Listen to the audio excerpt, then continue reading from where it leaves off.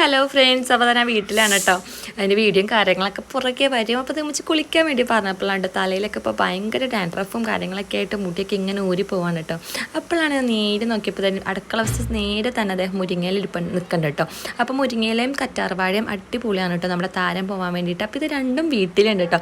അപ്പോൾ ഞാൻ വിചാരിച്ചു എന്തായാലും കുളിക്കാൻ പോകണതിന് മുമ്പ് മുടിയിലൊന്നാക്കാമെന്ന് വിചാരിച്ചത്. അതാപ്പി മിച്ചും കൂടി എവിടെങ്ങാണ്ടൊക്കെ പോയിട്ട് ഇത് കറങ്ങി അടിച്ചൊക്കെ പുല്ലൊക്കെ പറിച്ച് വന്നിട്ടുണ്ട് കേട്ടോ.